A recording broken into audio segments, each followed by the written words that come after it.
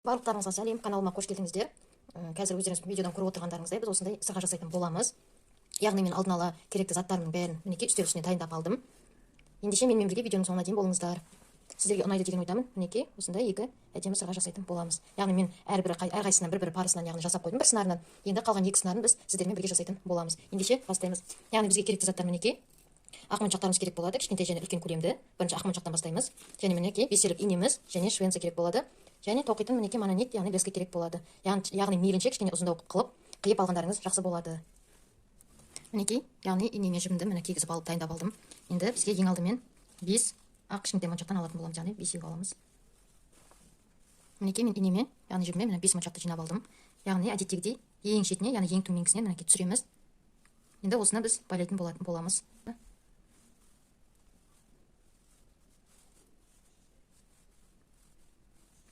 Байлап болғаннан кейін міне артығын қиып тастаймыз. Енді біз міне келесі жағына өтеміз, міне моншағымыздың келесі жағына өтеміз. Енді қараңыздар, біз мінекей қайтып осындай 5 моншақ жасауымыз керек. Ол үшін инемізге мінекей 4 алатын боламын, яғни 4 ақ моншақ жинайтын боламын. Мінекей инеме 4 ақ моншақ жинап алдым. Енді мінекей жібіміз моншақтан шығып тұр, міне. Енді инемізді сол шығып тұрған моншаққа кіргіземіз. Жібімізді әдеттегідей тартуды ұмытпаймыз. Мінекей бізде міне қайтадан 2 дөңгелек шықты. Енді инемізді мінекей келесі моншаққа кіргізетін боламыз. Енді қараңыздар, бізде мына жерге дәл осындай 5 көл жасауымыз үшін бізде міне 2 моншағымыз бар. Енді біз инемізге 3 моншақ жинайтын боламыз.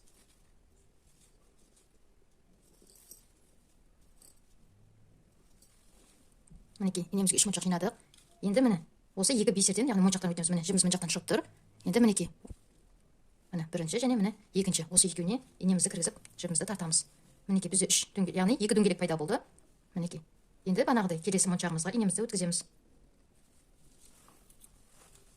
Мінекей бізде міне 2 моншақ бар. Қайтадан осылай инемізге 3 моншақ жинайтын боламыз. Міне инеме 3 моншақ жинадым. Алдыңғысындай мінекей 2 моншақтан өтетін боламын. Мінекей. Мінекей. Біздің ең алғашқы дөңгелегіміз, соның жанынан мінекей біз осындай дөңгелекті гүл жасап жатырмыз. Бізде 3 шықты. Енді инемізді қайтадан әрі қарай өткіземіз. Қайтадан инемізге 3 моншақ жинаймыз. Мінекей инеме 3 моншақ жинадым. Бағанағыдай міне алдыңғы және кейінгісіне міне инемізді кіргізіп мінекей бізде 4 моншақ шықты. Енді соңғысын қараңыздар. Мінекей инеміз мына жақтан ортасынан шығып тұр, міне. Енді біз 1 және одан кейінгісінен яғни кіргізетін боламыз инемізді. Ортадағы гүлдің 1 моншағы және ең шеткінің гүлдің осы 1 моншағына яғни кіргізетін боламыз.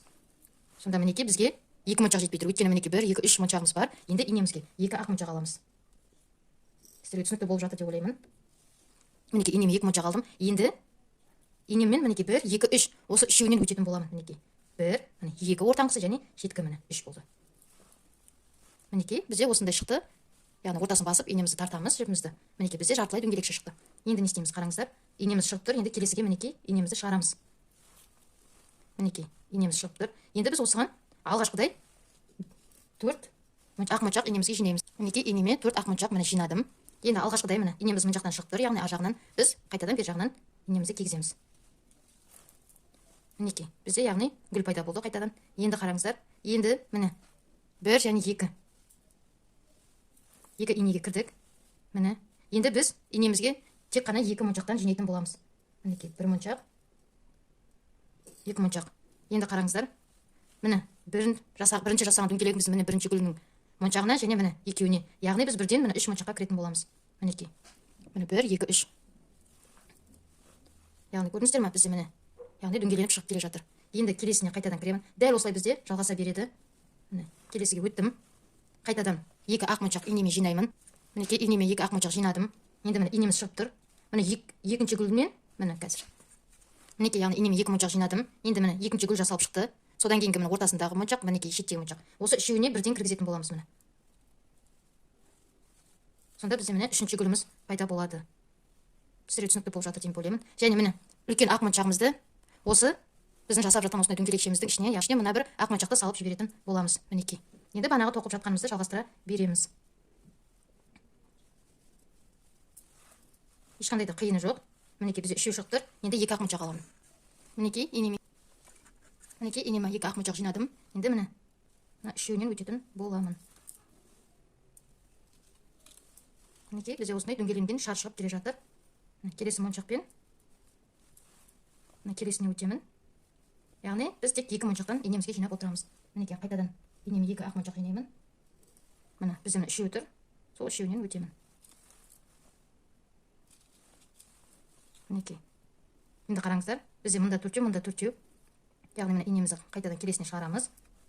Енді тек 1 моншақ алатын боламыз. Яғни міне айналдыра өтеміз. Міне 4-еуіне өттік.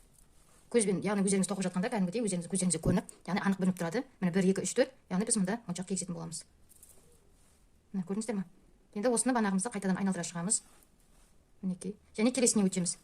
Яғни біз мына 5-еуін, яғни инемен өткізіп, яғни біріктіруіміз керек. Яғни олар бос тұрып, біз соны қатайтуымыз керек. Мінекей. Бізде осындай, яғни дөңгелекше шар пайда болды. Енді инемізбен оп-оңай, оны түсіндірмесем де болады деп ойлаймын. Яғни мына шарымыздың яғни әрбір бөлігінен, яғни инемізбен жүргізіп шығамыз. Яғни ол бізге моншағымыздың бос емес, яғни қатайып тұруына себеп болады. Және артығын қиып тастайсыздар. Яғни бекітуді білесіздер деп ойлаймын. Осылай. Міне қалған біздің жібімізді осы ақ моншақтың, яғни шарымыздың әрбір жерінен өтіп, бекітіп байлап, артығын қиып тастаймыз. Мінекей, бізде осындай дөңгелек шар шықты.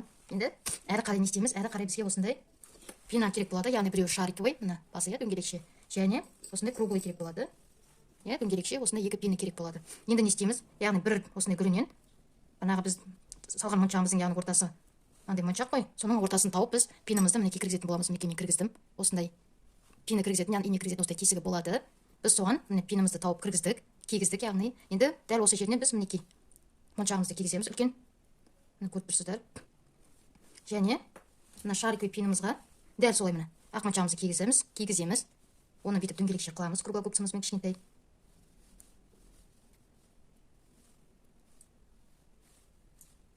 Мінекей бізде осындай болып шығады. Енді осыны не істейміз? Мына пинімізді ашып, мінекей сәл құттай ашып, осыған мына шариковый пиніміздің мына дайындағанымызды саламыз да, қайтып жауып тастаймыз. Өте оңай. Мінекей бізде уже осындай болып шықты. Енді жаңағы моншағымызды салып, астынан итеріп ұстап тұрамыз. Және мынаны біз дөңгелекше қыламыз. Мына бізде осындай болып шықты. Мына дөңгелек болып қайырдым. Енді осыған швенцімізді кигіземіз.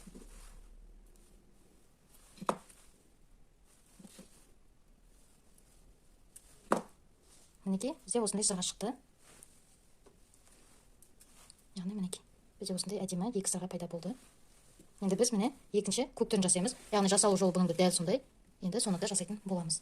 Яғни инем мінекей, мен шар жасап бәрін бекітіп тастадым. Енді қиып тастаймыз.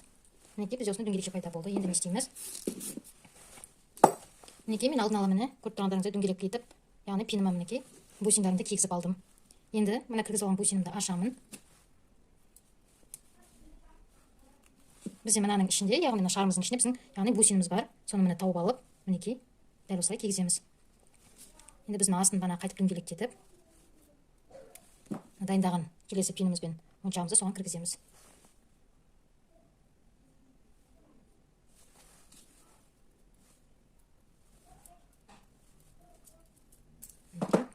Бізде осындай шығады. Енді біз дәл осыған швенцімізді кигізетін боламыз. Мінекей бізде осындай әдемі өздеріңіз көріп тұрғандарыңыздай сырға бізде пайда болды. Біздер осындай сырға жасап шықтық. Мінекей бізде осындай 2 сырғамыз пайда болды. Сіздерге видео ұнады деп ойлаймын. Өте әдемі. Сіздер де өздеріңізге жасап көріңіздер. Егер де ұнаса, каналға жазылып тіркеліп кетіңіздер. Менімен бірге видеоның соңына дейін болғандарыңыз үшін көп рахмет. Келесі кездескенше сау болыңыздар.